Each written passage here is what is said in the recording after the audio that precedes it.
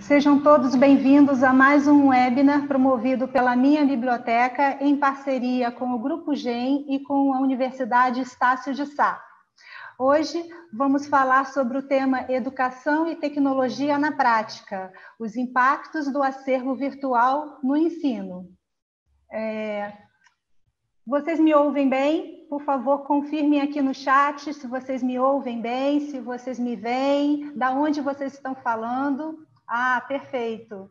Então, mais uma vez, sejam muito bem-vindos. Hoje temos a participação de 2 médicos, professores, que vão trazer a experiência da Estácio com o uso dos acervos virtuais da Minha Biblioteca na gestão acadêmica e qualidade do ensino. Antes de começar a chamar, né, os nossos palestrantes, eu vou falar um pouquinho da minha biblioteca para quem ainda não conhece. Vou compartilhar aqui minha tela.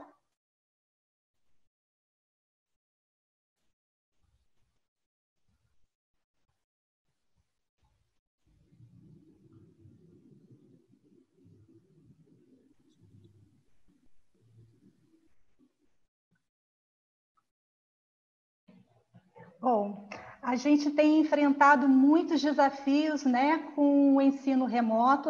Esse ensino remoto já é uma realidade e nesse ano de 2021, a minha biblioteca completa 10 anos, cumprindo a sua missão de apoiar o crescimento e disseminação do conhecimento.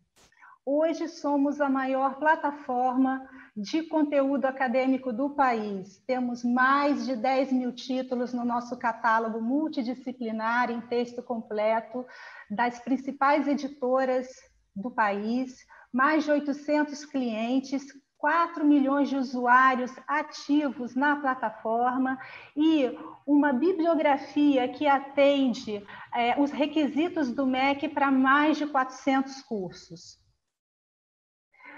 Em relação aos benefícios da minha biblioteca comparado ao acervo físico, podemos destacar muitos benefícios. Redução de custos com a aquisição e manutenção do acervo físico, redução do espaço na biblioteca, atualização mensal do catálogo, novos títulos e edições atualizadas, né, a cada mês sendo inseridos no catálogo, acesso simultâneo e ilimitado a todos os usuários, integração com os ambientes virtuais de aprendizagem, gerenciadores de acervo e portal da instituição, além de uma gestão mais eficiente do investimento com relatórios para monitoramento de uso. Especificamente sobre o catálogo da minha biblioteca, nós temos mais de 10 mil títulos de 15 editoras parceiras e 38 selos editoriais. Esse catálogo ele é multidisciplinar, mas nós também oferecemos catálogos segmentados em 7 áreas do conhecimento. Aqui são alguns dos nossos catálogos: MB Jurídica, Exatas, Sociais Aplicadas, Medicina, Letras e Artes, Saúde e Pedagógica.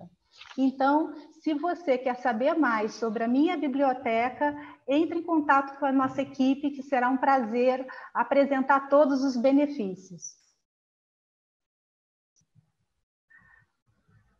Vamos, então, agora, sem muitas demoras, né, chamar os nossos ilustres palestrantes, professor Silvio Peçanha Neto e professor João Antônio Pereira Correia. É um prazer contar com a participação de vocês. A palavra é de vocês. Fiquem à vontade. Boa noite, Gisele. Eu inicialmente agradecer à minha biblioteca, ao Mauro, a você pelo convite e dizer que é um prazer muito grande estarmos aqui nessa noite discutindo um pouco mais sobre educação, sobre a inserção dos acervos virtuais, né, digitais, dentro do dia a dia das nossas atividades, nossas metodologias, e espero que seja uma noite bem proveitosa. Obrigado. Eu que agradeço. Olá, Gisele, boa noite a todos. Também gostaria de agradecer o convite que foi feito a mim para participar aqui desse bate-papo. Como educador, né, fundamental, impossível, né, a gente não conhecer e não trabalhar com a minha biblioteca, ainda mais nos tempos que nós vivemos, né, nos tempos de ensino remoto, no ensino online. Então, uma satisfação enorme poder estar aqui. Contem comigo aí sempre que precisar.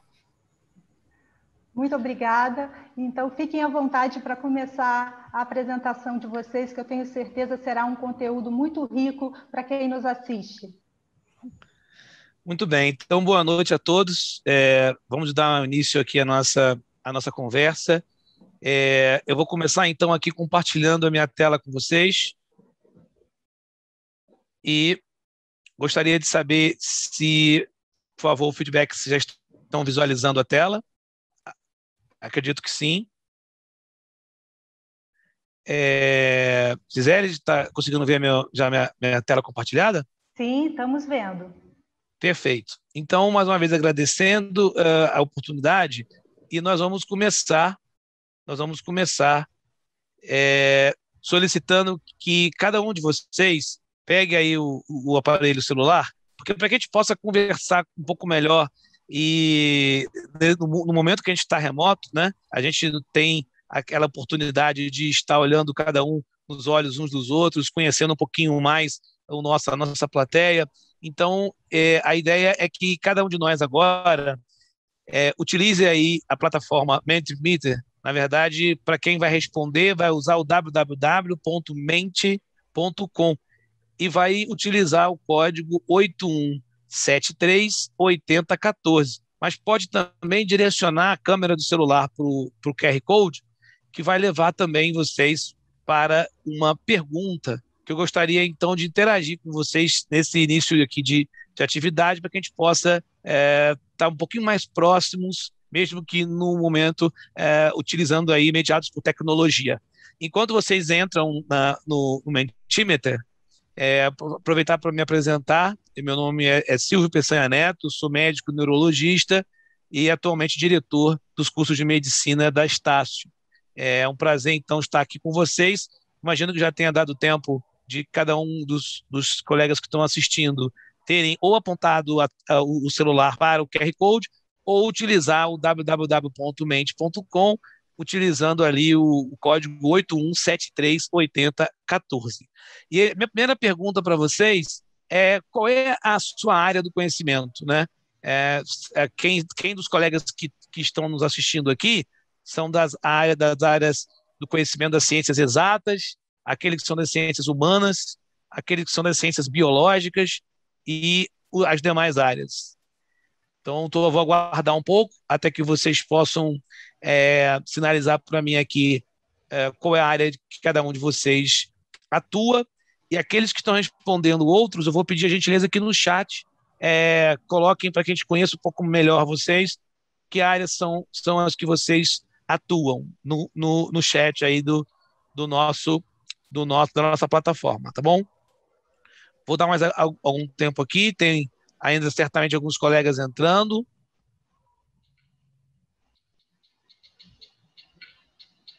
Até agora, a maior parte dos colegas que nos ouvem são da área das ciências humanas, mas tem alguns também das ciências biológicas, e gostaria de conhecer os demais também utilizando o chat, por favor.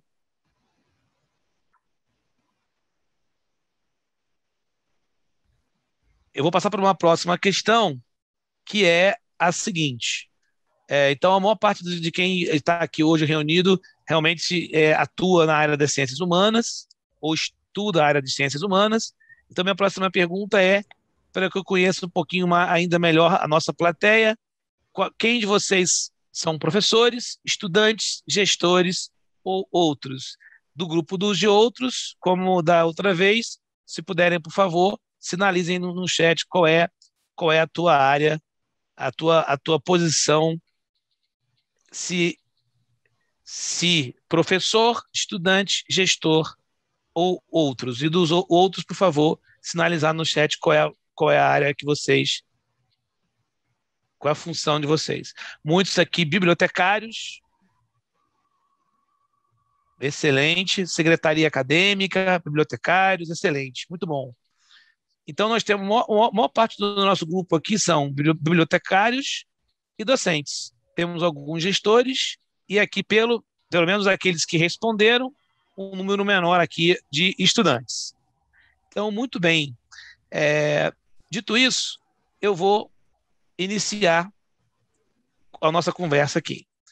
Bem, antes da gente apresentar objetivamente quais são as experiências e quais são as metodologias que a gente vem adotando ou recomendando para o uso de ferramentas virtuais, em especial acervo virtuais, né, bibliográficos dentro da sala de aula, né, durante o processo de construção e compartilhamento de conhecimento, acho que vale rapidamente a gente reforçar o porquê que a gente precisa estar mudando a todo tempo. Por que nós precisamos evoluir e buscar sempre novas oportunidades, novas alternativas de estimular esse nosso interlocutor, né, que deseja, de alguma maneira, adquirir novos conhecimentos. Né? Nessa imagem que eu estou mostrando aqui, é uma animação mostrando aqui as engrenagens, aqui fazendo uma alusão ao cérebro humano, mostrando à direita uma engrenagem mais acelerada, mais ativada, e do lado esquerdo uma ativação menos intensa, com uma engrenagem funcionando de uma maneira mais lenta. E o que será que faz com que a gente, então, tenha uma atividade cognitiva mais intensa versus uma atividade mais lentificada ou uma atividade não suficiente para que a gente consiga, de fato, aprender? Fato é que, ainda mais hoje, a gente, no consultório de neurologista, é tão comum a gente receber muitos pacientes, né, que, independente de qual seja a sua queixa, é bastante frequente que muitos de nós tenhamos a sensação de que a gente tem algum distúrbio ou dificuldade de memória. O fato é que nós temos uma quantidade de informações tão grande hoje em dia que o nosso cérebro tem muita dificuldade de saber aquilo que a gente precisa efetivamente guardar e aquilo que a gente pode desprezar. Então, nessa dinâmica de entrada e saída de informação, a gente precisa sinalizar para o nosso cérebro quais são as informações que, de fato, a gente deve levar por toda a vida, que deve ficar como um legado para que a gente possa evocar a qualquer tempo dentro do nosso processo de ensino-aprendizagem. E aí a gente começa a lançar a mão das neurociências e começa a observar algumas diferenças interessantes, a depender do estímulo e do contexto que a gente está vivendo. Vocês imaginam esse momento que vocês estão vendo aí, algumas pessoas no cinema, obviamente que isso é pré-pandemia, né? Está todo mundo muito próximo uns aos outros, sem utilização de máscara, mas vocês observam que essas pessoas elas estão absolutamente engajadas naquilo que estão fazendo, assistindo um filme. Hoje em dia é tão comum a gente assistir séries, né? Nesses streaming, né? Que a gente vê séries, filmes. E o fato é que numa experiência como essa, observem que ninguém está anotando, gravando, filmando para depois transcrever, reler e só então acreditar que aprendeu.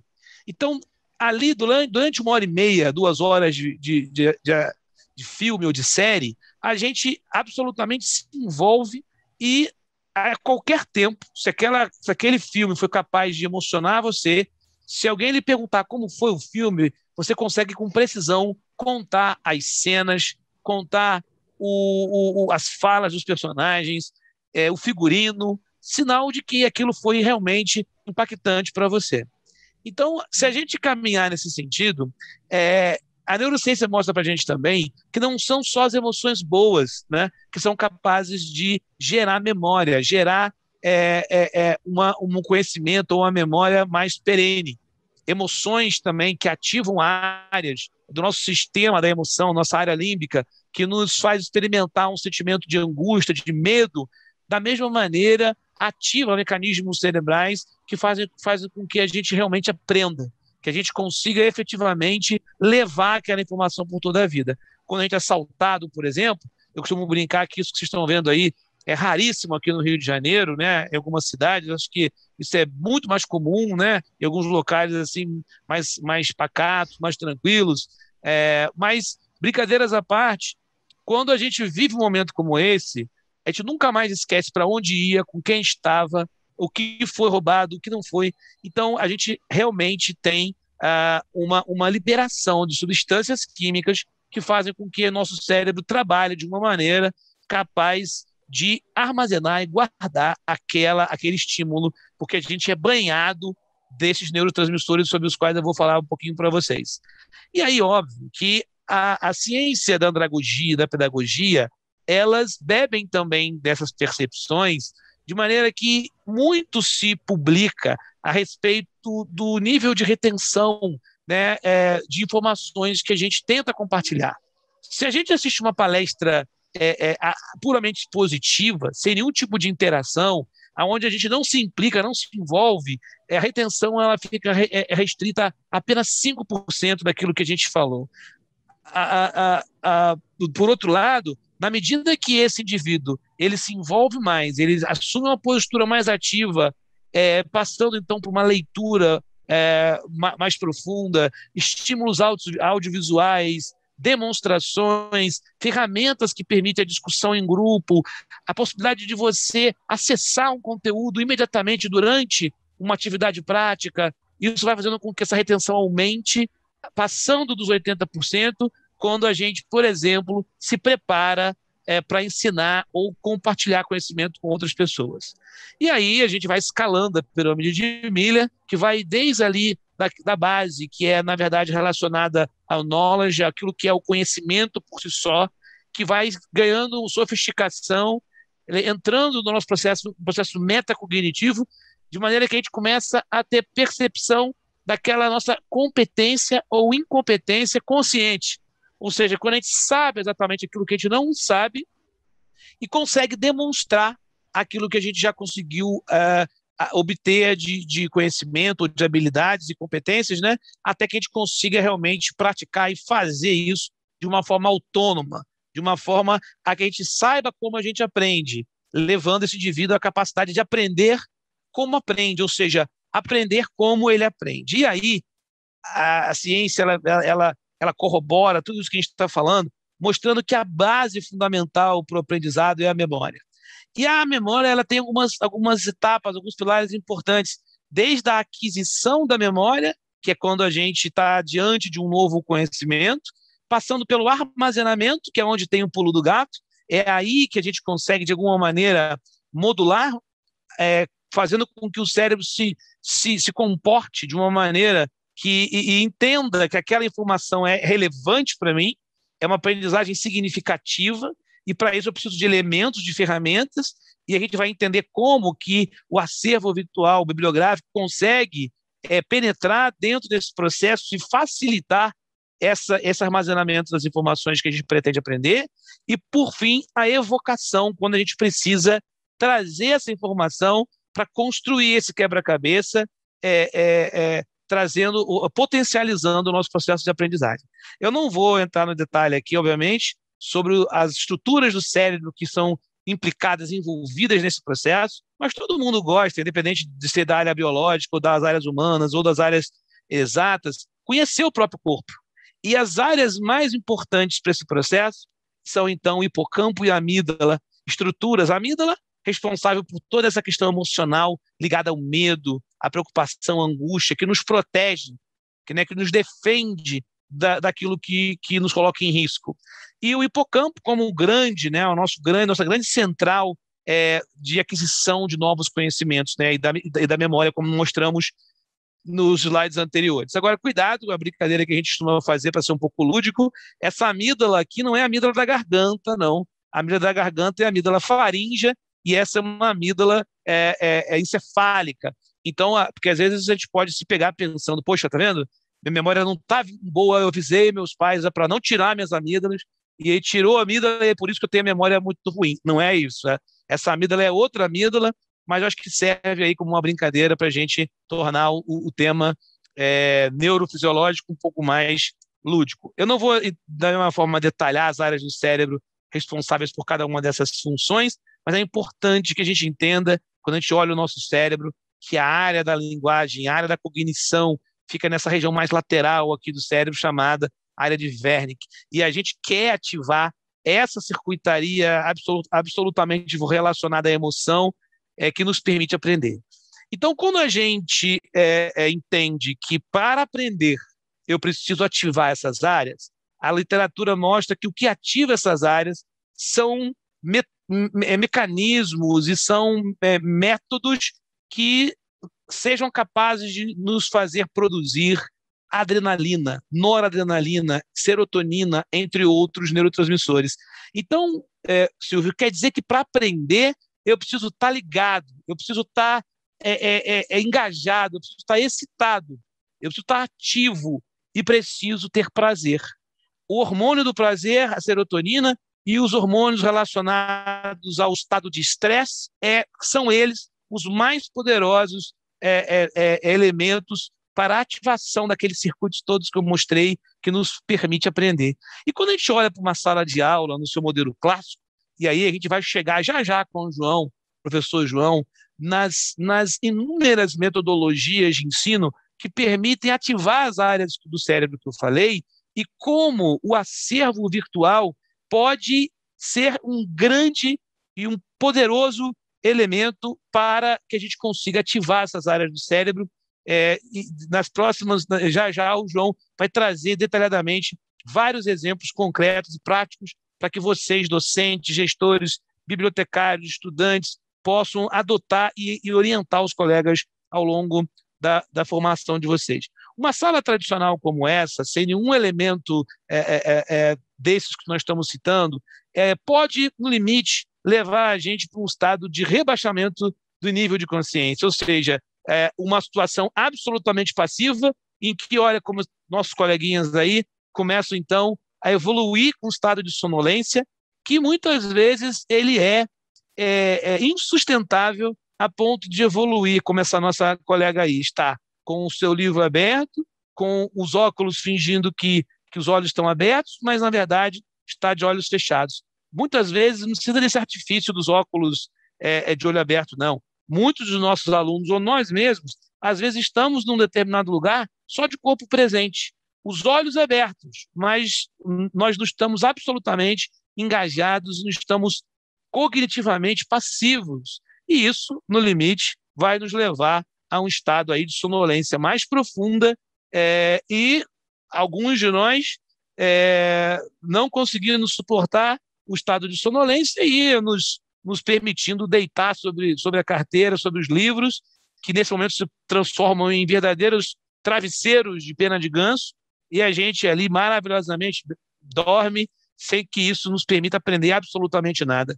E aí, como diria aí o nosso saudoso professor Raimundo, o aprendizado nesse contexto é zero. Então, o que fazer? Na prática, o que nós temos que fazer é abrir um pouco mais o nosso olhar para o ensino mais atual, que está mais linkado com a nova geração, tema super importante sobre o qual também o professor João vai falar na sequência, que é afastar a gente daquele ensino baseado na memorização, centrado no professor, sendo o professor o detentor de todo o conhecimento e sendo ele aquele indivíduo que entende que é capaz de transmitir conhecimento, quando, na verdade, conhecimento não se transmite, ele se compartilha. Então, quando a gente tem uma situação onde a gente traz elementos novos, atuais, para serem utilizados na sala de aula, seja ela presencial, seja ela virtual, a gente vai seguir mais o caminho da direita, liberar corticoide, liberar adrenalina, noradrenalina, serotonina, versus a liberação de substâncias como GABA e beta-endorfina, que lentificam o nosso processo cognitivo e são, na verdade, andam na contramão da capacidade nossa de aprender. Então, como formar esse profissional, ou como, na condição de bibliotecário, por exemplo, como melhor recomendar o método, como orientar os nossos colegas, professores e alunos nessa jornada da utilização desses métodos, né? Eu tenho uma série de exemplos aqui que não são só da área biológica, mas eles podem ser transpostos para qualquer outra área do conhecimento, que é a contextualização. Aqui é um exemplo do ensino do coração, utilizando todas as ciências ligadas à anatomia, histologia, fisiologia, integradas ao estudo, por exemplo, do coração. O uso de tecnologia, o que há de mais atual para que a gente consiga emocionar esse aluno é fundamental para que a gente consiga ativar essas áreas do cérebro. E aí, puxando sardinha para o meu lado, estou mostrando algumas imagens do cérebro humano aí, só como exemplo, mas a praticagem, a prática da docência, independente de qual seja a área do conhecimento que a gente esteja ensinando ou aprendendo, é fundamental.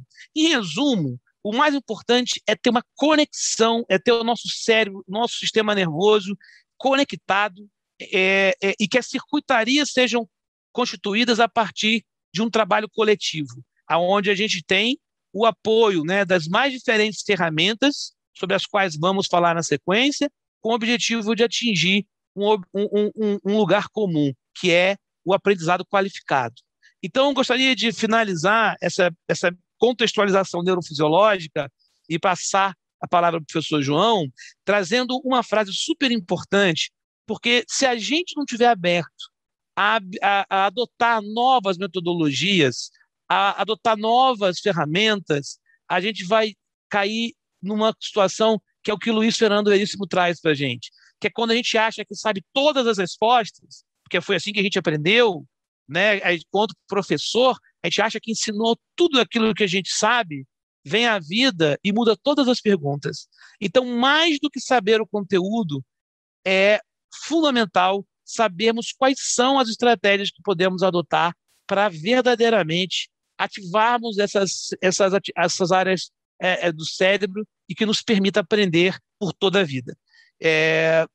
Com isso, eu passo aqui para o professor João a palavra, que vai seguir com vocês aí.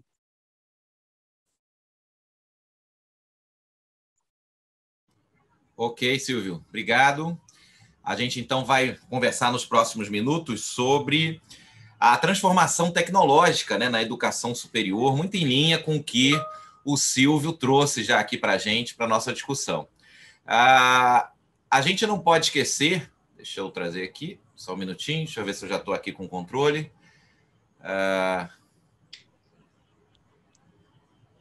Deixa eu ver se eu já consigo... Você já consegue passar os slides, sim, já te deu okay. o controle. Já me deu o controle? Estou clicando aqui, não sei se está indo. Eu não estou conseguindo. Foi, ok. Bem, acho que é importante a gente ter em mente, especialmente enquanto educadores, né, que somos, que de fato é desafiador lecionar nos tempos atuais. Não só pela mudança que a gente teve no contexto da pandemia e a gente aí já dentro do ensino remoto, mas a gente não pode esquecer que você, enquanto professor, né, você vai envelhecendo, né, a cada ano que passa. Mas o aluno que passa pela gente, ele está sempre com a mesma idade, né? Eu, sempre ligado aos períodos iniciais do curso de medicina, né, egresso da área de anatomia. Então, a gente que leciona no primeiro, segundo, terceiro período do curso de medicina, a gente vê, por exemplo, alunos com 18, 19 anos, e eles continuam com 18, 19 anos a cada ano que passa. Eu é que estou envelhecendo. Então, acho que é um desafio muito grande a gente também entender e lidar com as diferenças de gerações que aparecem na sala de aula. Gerações, por exemplo, que apresentam, né, para nós, educadores, uma verdadeira competição desleal com as ferramentas tecnológicas. Hoje, na tela de um celular, você tem diversos aplicativos que são muito sedutores no fato de roubar a atenção, muitas vezes, do que a gente está falando. Então, você está palestrando, você está tentando compartilhar um conhecimento e chega uma mensagem de um determinado aplicativo ou de outro.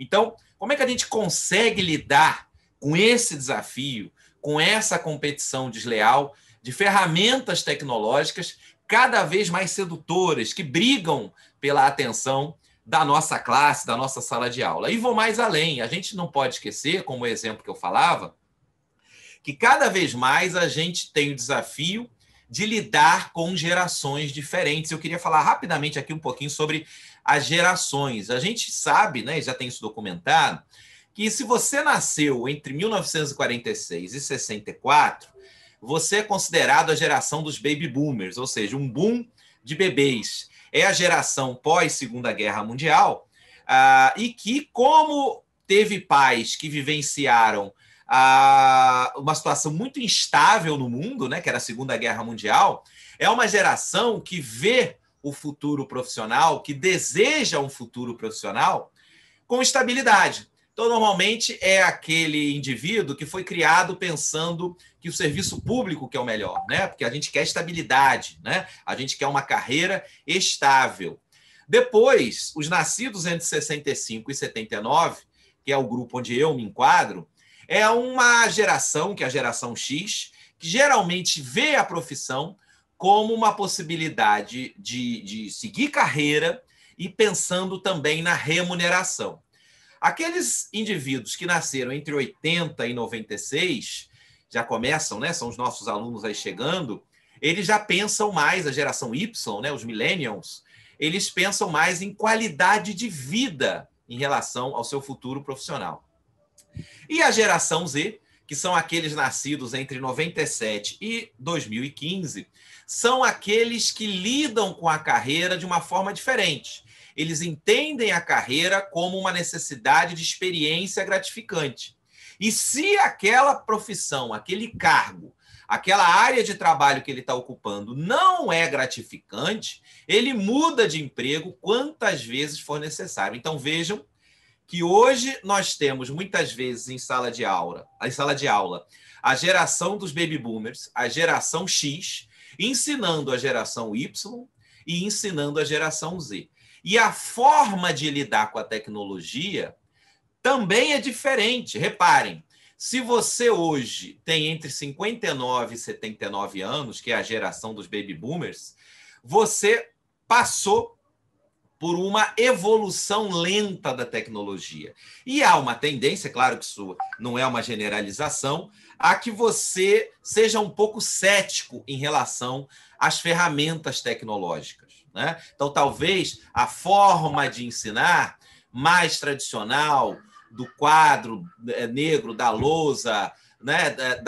da forma, muitas vezes, que a gente foi ensinado, é a forma com que você lida com a tecnologia. Já a minha geração, que é a geração de 39 a 59 anos, passou por uma evolução muito rápida da tecnologia e acabou se adaptando à tecnologia. A tecnologia não veio no nosso DNA, não veio no meu DNA.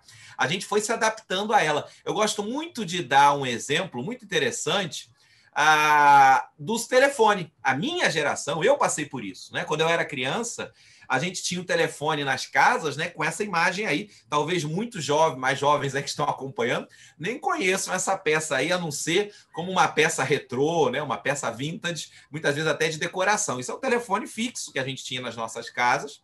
Depois a gente chegou o famoso Teletrim, né, o MOB, um aparelho móvel de comunicação. Então a gente estava na rua, recebia uma comunicação nesse dispositivo e ligava para a central para saber a mensagem que a gente tinha recebido. Depois veio o primeiro celular, né? O famoso esse tijolo aí gigante que a gente carregava. Minha geração viveu tudo isso em relação ao telefone. Olha como é que a gente foi se adaptando. Depois apareceu o famoso Nokia tijolão daquela música. A gente evoluiu então para os celulares com flip, né? O famoso StarTAC da Motorola.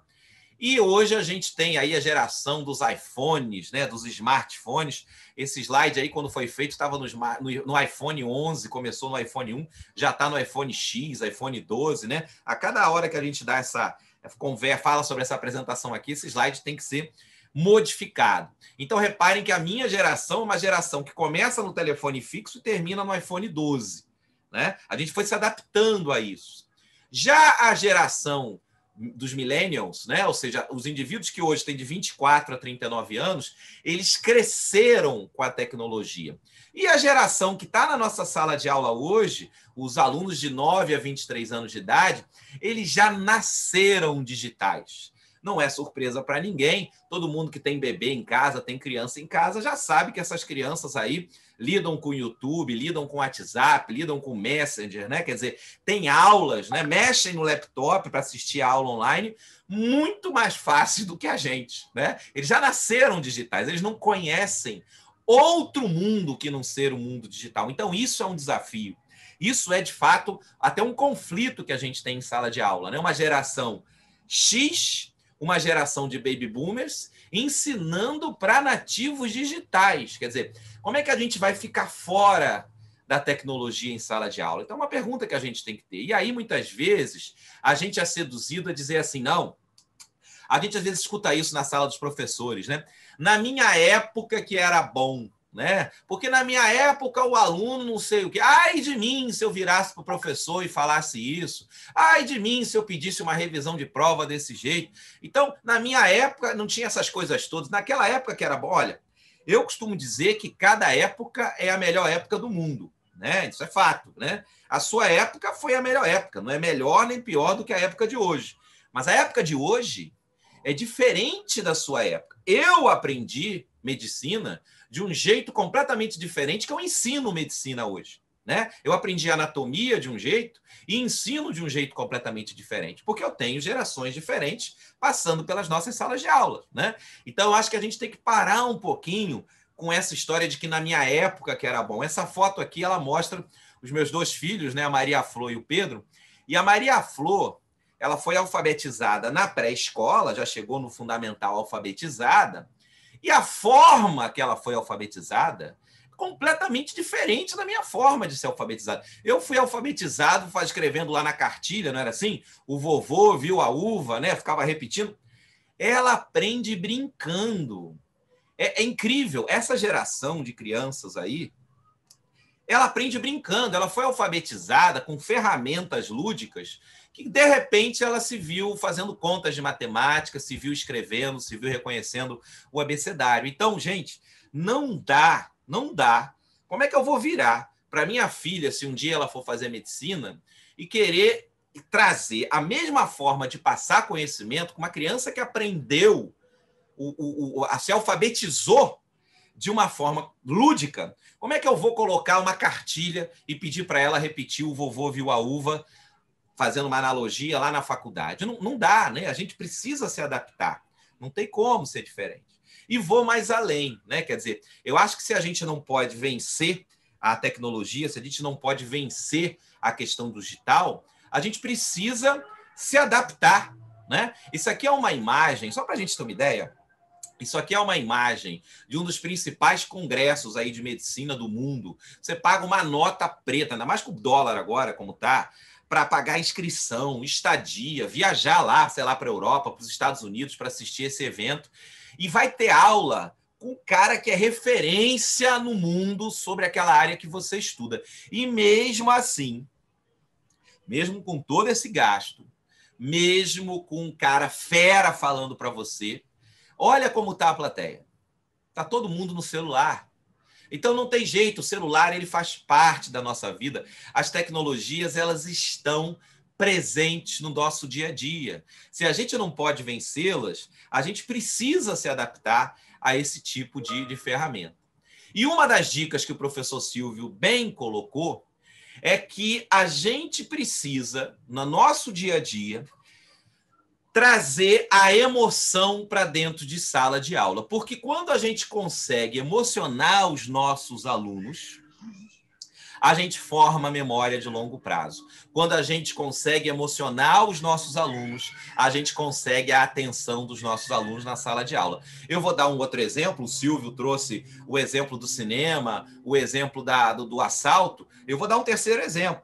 Quem estiver acompanhando aqui esse nosso bate-papo e estiver aí na faixa dos seus 40 anos, eu tenho certeza, isso aqui é uma imagem, né, do atentado terrorista, né, as Torres Gêmeas lá de Manhattan, né, em 2001, eu tenho certeza que você é capaz de me dizer o que você estava fazendo, com quem você estava, que roupa você estava vestindo, o que você tinha acabado de comer ou não, no momento que as televisões do mundo inteiro começaram a transmitir o ataque às Torres Gêmeas. Por quê? Porque a gente estava naquela possibilidade de uma iminência, né, da Terceira Guerra Mundial, cara. Primeiro atentado aí depois de Pearl Harbor, em solo norte-americano, né, de terroristas, né? Os Estados Unidos, tirando Pearl Harbor, nunca tinham sido invadidos no seu território. O cara foi lá, jogou um avião, destruiu, matou não sei quantas pessoas, ficou todo mundo com a respiração presa. Então isso gerou emoção. E se gerou emoção, para o bem ou para o mal, o nosso cérebro entende que isso precisa ficar na nossa mente. Então, não tem jeito. A gente precisa liberar essa mosquinha que eu vou soltar aí agora na audiência, que é a mosquinha da adaptação digital, a mosquinha das metodologias ativas de ensino, a mosquinha que eu espero que possa morder todos nós aí, nós que estamos aqui na audiência, para fazer com que a gente possa abrir a nossa mente, que a gente tenha novas ideias, que a gente saia da zona de conforto, né? E isso que a gente vai trazer aqui, né? Essas metodologias ativas de ensino que podem ser utilizadas muito nesses tempos remotos, elas podem ser usadas para graduandos, para pós-graduandos, para residentes, né, na área de medicina, até mesmo para grupo de pacientes, né? Então, eu trouxe aqui, é claro que o objetivo não é esgotar, a gente ficaria aqui 3 semanas falando de metodologias ativas de ensino, mas eu trouxe alguns exemplos onde a gente pode usar na sala de aula, inclusive no modo remoto, de metodologias ativas de ensino, e aí serve para engenharia, para direito, para medicina, aí não interessa a área de conhecimento, como eu falei, para graduandos e pós-graduandos de qualquer área, para pacientes, para especializandos, para poder gerar emoção, para poder trazer tecnologia para a sala de aula, para poder trazer acesso ao acervo digital para a nossa sala de aula, né? Então, vamos falar um pouquinho da metodologia chamada de Cruz-e-Linha.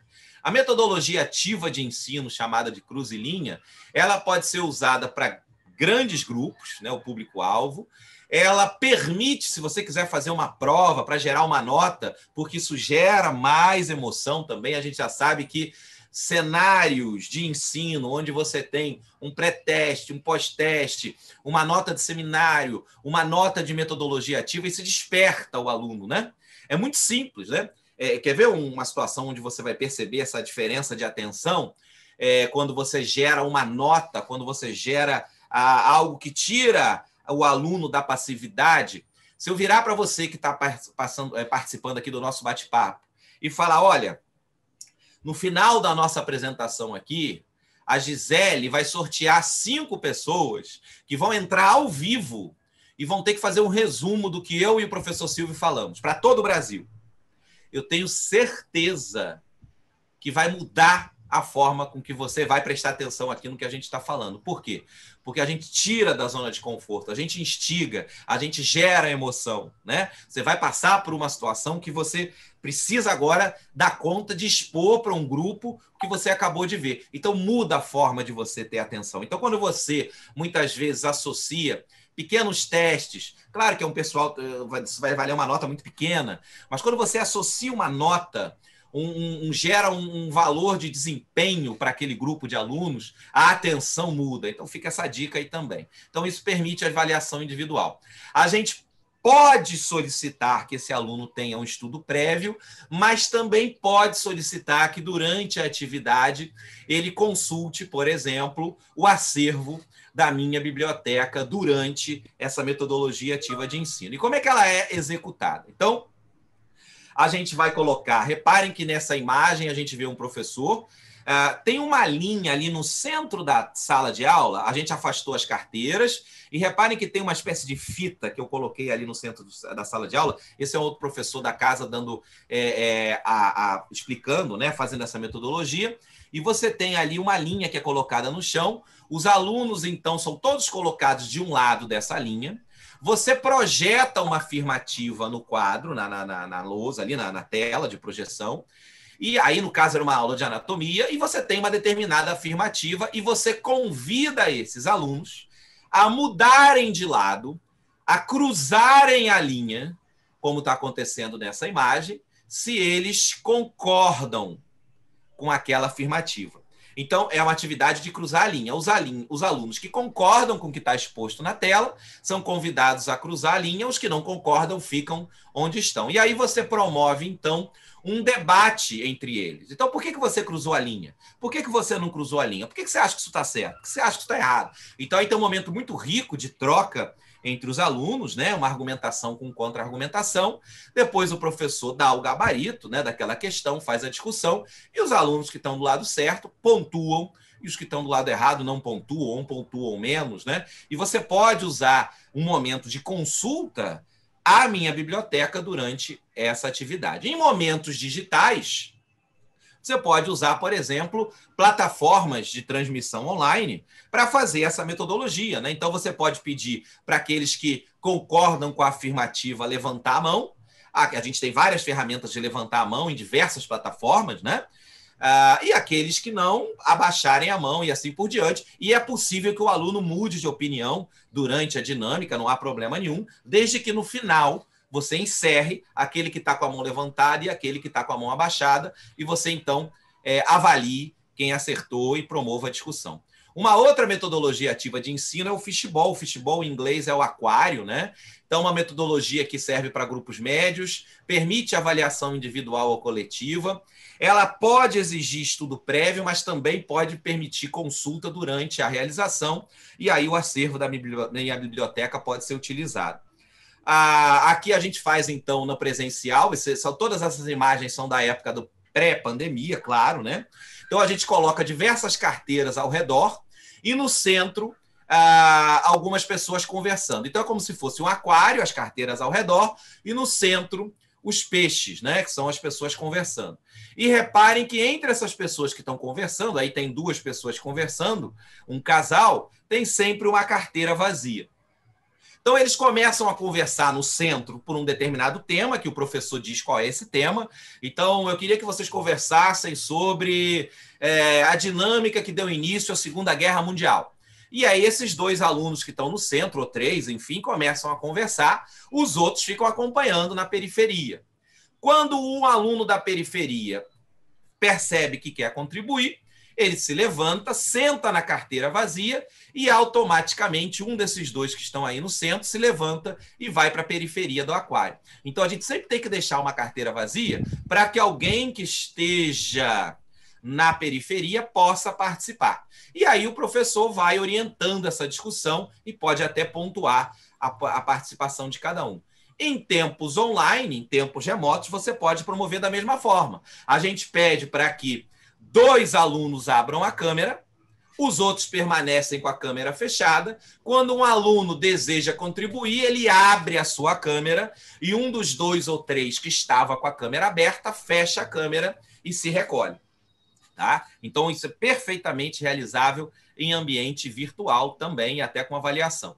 Outra metodologia ativa de ensino é a gincana investigativa. Isso a gente usava muito lá na anatomia. Então, ela permite grupos grandes, você pode fazer uma avaliação coletiva, pode exigir estudo prévio, pode permitir consulta na hora, usando a minha biblioteca também.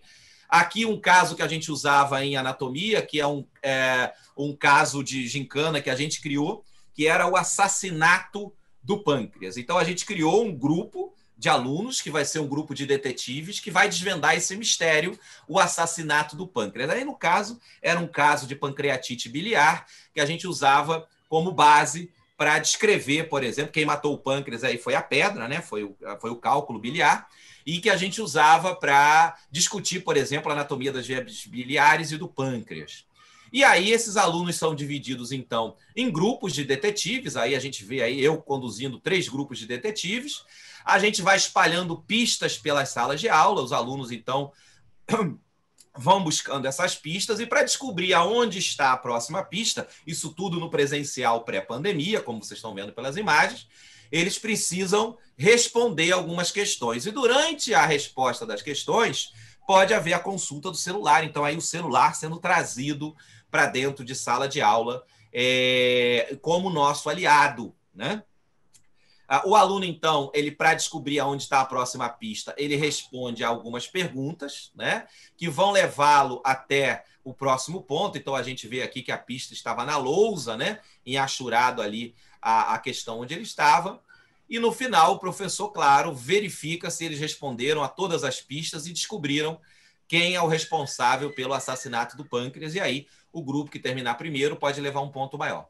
Esse aqui é uma plataforma que pode permitir você criar esses jogos de detetive, que é o Low Quiz. É só uma plataforma que não é gratuita, né? Mas ainda assim a gente consegue criar jogos de detetive, igual aquele jogo de detetive da nossa época lá, de tabuleiro, está presente. Só para encerrar, um outro exemplo de metodologia ativa muito interessante é o jogo do faz sentido, né? O jogo do faz sentido a gente pode criar da seguinte forma: ele pode ser feito em grupos pequenos, permite avaliação coletiva ou individual, pode exigir o estudo prévio, mas também pode permitir consulta do acervo aí da minha biblioteca durante a atividade. Você então seleciona, né, frases como se fosse um jogo da memória, né? Então você coloca frases nessas filipetas, né, como se fosse um jogo de memória. Só que ao invés de ter uma imagem, você tem determinadas frases. Então vamos pensar aqui, uma frase podia ser, por exemplo, a imunoglobulina G aparece em uma fase tardia das infecções. E aí você coloca uma outra frase que faça sentido com essa que a gente colocou agora. E aí você vira, então, todas as filipetas, como se fosse um jogo da memória, e o aluno vai ter que ir desvirando igual o jogo da memória. Ele desvira 2 filipetas ao mesmo tempo, e ele tem que dizer se aquela frase faz sentido com a outra. Tá? Em momentos online, você pode usar a plataforma Educand. Aí fica uma dica bem legal, né? Plataforma Educand, ela é 100% gratuita. Você pode criar jogo de forca, jogo da memória, e você pode colocar o que você quiser nessas filipetas. Então, você pode trabalhar, por exemplo, com frases, e o aluno, então, vai ter que dizer online para você se aquilo faz sentido ou não. Tá? Bem, o Silvio, você consegue encerrar aí a apresentação? Deixa eu devolver o controle. Não sei se você pode encerrar. Acho que pode encerrar pelo adiantado da hora, ok, maravilha. Então, existem diversas metodologias ativas que a gente pode utilizar e, como eu ressaltei, né, perfeitamente aplicáveis em tempos remotos e onde o acervo da minha biblioteca é um parceirão para a gente trazer o celular para a sala de aula. Reparem que quando um aluno está consultando o celular para acessar o acervo da minha biblioteca, quando o aluno está consultando um celular para acessar um aplicativo, você traz o celular a seu favor. Acabou o Instagram, acabou o Facebook, acabou a conversinha paralela com o WhatsApp. Ou pelo menos minimiza, né? Você consegue trazer a atenção a nosso favor e traz o celular como uma ferramenta de ensino, né? Eu acho que essa que é a grande sacada, essa que é a grande pegada. João, você está querendo dizer, só para complementar, que acabaram, então, as aulas tradicionais, a palestra? Não estou dizendo isso, não. Uma exposição teórica, ela tem o seu valor, ela tem a sua utilidade, mas ela precisa ser adaptada a recursos multimídia. Vamos tentar fazer uma aula teórica dialogada. Vocês viram na apresentação do Silvio que ele começou a fala dele, parou e fez um Mentimeter. Ele trouxe a atenção. Então, às vezes, o aluno estava lá distraído, estava dormindo, ele acorda e volta para a aula, né? Então, essa aula dialogada, uma aula com perguntas, uma aula interrompida para participação com ferramentas, é um tipo de...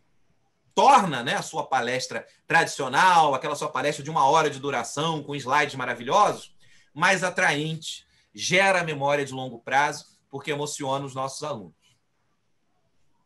Obrigado mais uma vez. Maravilha.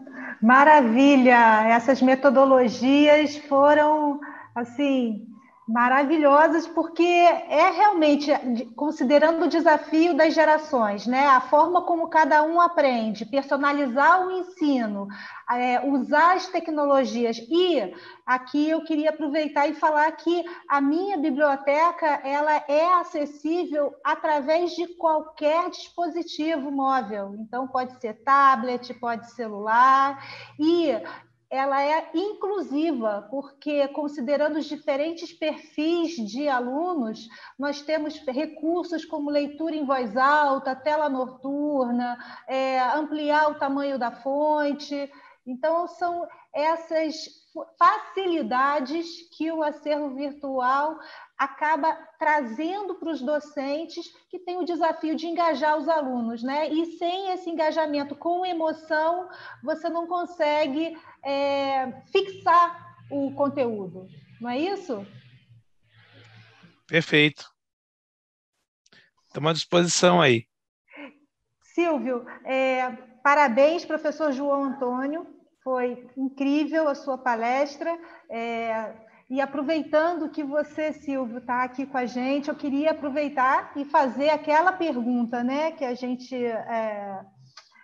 alinhou um pouquinho antes desse evento, que é, você, como gestor, que impactos do acervo virtual você vê em diversas áreas da instituição acadêmica, seja no momento de abertura, credenciamento, recredenciamento de cursos, seja no desafio de atualização das emendas, no curso de medicina, por exemplo, a gente sabe da importância de trazer as mais atuais e confiáveis evidências científicas, né, que são disponíveis de uma fonte confiável e, no final, o quanto que isso também acaba impactando a visibilidade e excelência da instituição.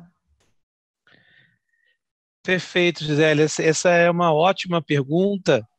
Eu acho que a gente, sem dúvida nenhuma, tem observado o quanto o acervo virtual tem sido fundamental nessa nova forma, né, que a gente tem aí adotado, entendendo que, como foi bem colocada pelo João, a gente vive uma geração, alguns colegas falaram, inclusive aqui no chat, né, que muitos das pessoas que hoje em dia buscam se aperfeiçoar, aprender, têm realmente cada vez mais uma identificação grande com as ferramentas digitais e os livros, né, que tão importantes, né, ao longo de todo o processo, toda a história da formação, sempre muito presentes como ferramenta de aprendizado, né, hoje podem realmente ser utilizados de uma forma virtual. Então, quando a gente pensa, hoje até o próprio Ministério da Educação entende, né, e já regulamenta que o livro pode ser, sim, tanto na forma física quanto na forma virtual. Então, a gente pode, por exemplo, disponibilizar para os nossos alunos uma biblioteca com livros físicos, mas o livro virtual tem sido cada vez realmente mais utilizado, então a gente consegue com isso ganhar flexibilidade, ganhar facilidade, do ponto de vista até logístico, até de armazenamento, né, dos livros, e toda uma questão relacionada aí à atualização, porque um livro virtual ele se atualiza muito mais fácil, muito mais rapidamente do que um livro físico. Então, os benefícios são muito grandes, de fato. A gente hoje, nos nossos cursos, por exemplo, de medicina, temos o acervo físico, mas os alunos acabam procurando muito realmente o acervo virtual. Cada vez mais esse estudante, ele interage, se apropria mais, como você bem colocou, não só no celular, que é mais simples, de repente, para uma consulta rápida durante uma metodologia ativa, mas um tablet, né? Os notebooks, laptops, mesmo os desktops, você tem hoje muitas funcionalidades e, por exemplo, um tablet, por exemplo, te permite estudar em qualquer lugar, em qualquer tempo. Ao invés de você carregar vários livros pesados na mochila, na pasta, você tem ali uma infinidade, centenas de livros que você pode buscar rapidamente um determinado conteúdo que você queira estudar. Então, as vantagens realmente são muito grandes. Hoje a gente fica muito tranquilo, muito satisfeito de ter visto essa transformação, inclusive na mentalidade das universidades, das faculdades, das escolas e também dos órgãos legisladores e reguladores, né? Reconhecendo o acervo bibliográfico como sendo igualmente importante o físico e o virtual, como sendo absolutamente não há nenhum porém em relação à utilização de livros na sua forma virtual. Ao contrário, como a gente bem viu ao longo da reunião de hoje, as potencialidades e as possibilidades que se abrem, podendo levar essa infinidade de referências bibliográficas para dentro do dia a dia das nossas atividades pedagógicas, né? Uhum. Com certeza, porque essas novas metodologias, gamificação, sala invertida, quando você tem uma plataforma de conteúdo acadêmico, também integrada ao ambiente virtual de aprendizagem, para o professor fazer um plano de aula e já imediatamente indicar uma leitura ou pedir um trabalho acadêmico e indicar qual é o livro que os alunos devem confrontar as diversas visões dos autores, e já tem uma ferramenta que você consegue também fazer a citação no formato, em 5 formatos diferentes, tem ABNT, tem Vancouver, ou seja, facilita muito. E a primeira barreira, que é ter acesso, já não existe mais, porque está disponível dentro de sala de aula, dentro da instituição. Então, e também áudio, né, com imagens. Então, eu imagino que hoje o aprendizado ele é muito facilitado, e o trabalho de vocês, docentes, é um trabalho de mentoria, aonde que o aluno trilha para encontrar os conteúdos que, associados, formam um conhecimento. E ele é parte integrante dessa construção junto com vocês. Concorda? Perfeito.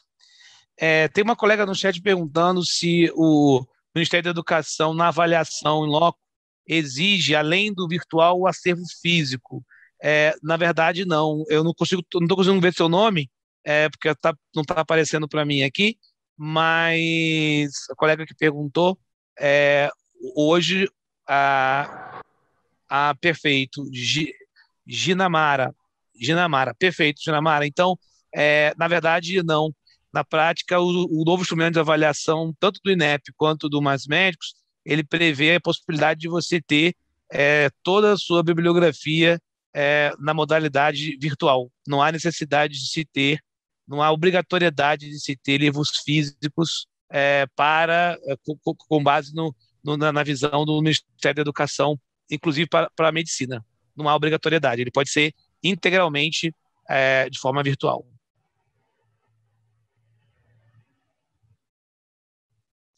Muito bem. Perfeito.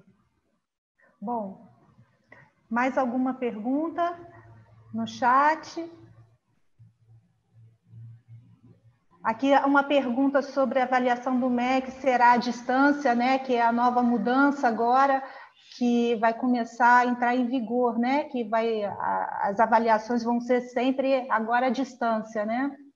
Na verdade, isso é um movimento, né? Que ainda a gente tem aí, observa essa discussão. Acho que isso, a princípio, é uma condição para resolver, né, mitigar um pouco do prejuízo que se tem em relação à pandemia, né, e aí não se sabe necessariamente se isso se dará de maneira como isso vai ficar pós-pandemia, mas a princípio é um grande avanço a flexibilização, né, podendo ocorrer visitas remotas, excluindo, obviamente, alguns cursos, entre eles a medicina, né?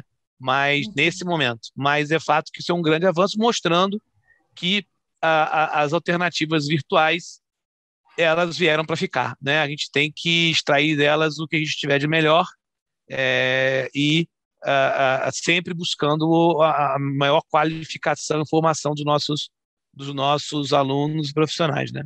Uhum. Aproveitando aqui, Silvio, tem uma pergunta falando sobre o trabalho do bibliotecário integrado com o NDE. Então, assim, eu acho que é muito importante a gente destacar que toda instituição funciona como um organismo vivo, né? Então, o recurso entra pela biblioteca, né? E esse bibliotecário atua junto com o corpo acadêmico dentro da atualização de emendas, dentro desses processos junto com o MEC. Você tem como falar um pouquinho de como é essa parceria interna entre bibliotecário e núcleo de docente estruturante, né? É fundamental. Eu acho que o trabalho do bibliotecário ele se amplia no momento em que agora essas novas ferramentas elas nos permitem, tanto na bibliografia básica quanto complementar, a gente fazer uma grande análise de todas as competências, de todas as disciplinas, unidades curriculares, e criar realmente as referências bibliográficas que que melhor atendam aos objetivos educacionais ali de cada uma das disciplinas, né? Cada uma das unidades curriculares. Então, você bem colocou o papel do bibliotecário, né? Conhecendo esse universo, essa imensa gama de oportunidades aí dentro das referências do acervo virtual, de junto com o núcleo docente estruturante, olhar unidade a unidade curricular e ir buscando quais são as melhores referências para construir realmente uma grade de referências bibliográficas que seja assertiva, que seja robusta e que muitas vezes, em alguns casos, vai se dar de maneira totalmente virtual ou o exercício de se associar, né, livros ou referências, artigos, publicações e livros físicos com a bibliografia virtual. Então, esse trabalho é um trabalho super diferenciado e que abre, sem dúvida, para os bibliotecários uma outra frente que é de dominar, conhecer as melhores plataformas, as melhores referências, os melhores... Porque quando antes a gente fazia uma grade de livros físicos, você ficava muitas vezes restrito àqueles seus livros que estão à disposição numa biblioteca. Hoje, como cada vez você bem citou no início, plataformas como a minha biblioteca vão ampliando, né, o número de títulos e atualizando e buscando sempre algo mais atual, mais que os professores e alunos tenham maior interesse. Isso é dinâmico. Então, esse trabalho de núcleo docente estruturante, NDE e bibliotecários passa a ser uma coisa muito mais dinâmica, muito mais intensa do que era no passado, né? Então, acho que isso é muito interessante, acho que é um bom ponto que a gente tem que considerar. Maravilha. Bom, eu acho que assim são muitas perguntas, né? Gera muito interesse esse conteúdo, metodologias ativas, a prática dentro de sala de aula, o impacto do acervo virtual, enfim, infelizmente nosso tempo ele é limitado, mas eu agradeço mais uma vez, Silvio, a você, ao professor João Antônio, agradeço a todo mundo que está nos assistindo e convido vocês a acessarem as redes sociais da minha biblioteca, o nosso site, ficar por dentro dos próximos webinars. A gente sempre vai trazer um conteúdo que reflita os desafios do momento, né, os temas mais relevantes e confirmo mais uma vez que enviaremos a apresentação para todos os participantes aqui do webinar, para que possam rever a gravação, baixar o conteúdo apresentado e ficamos à disposição também para quem quiser entrar em contato e saber mais sobre a minha biblioteca. Perfeito, Zélia. Obrigado mais uma vez pelo convite. A nossa instituição agradece a oportunidade de podermos estar aqui junto com os demais colegas. Agradecer em meu nome, em nome do professor João, e mais uma vez parabenizar a minha biblioteca pelo trabalho que tem feito. Estamos à disposição aí para novos momentos aí de troca. Um abraço, boa noite a todos. Muito obrigada, boa noite a todos.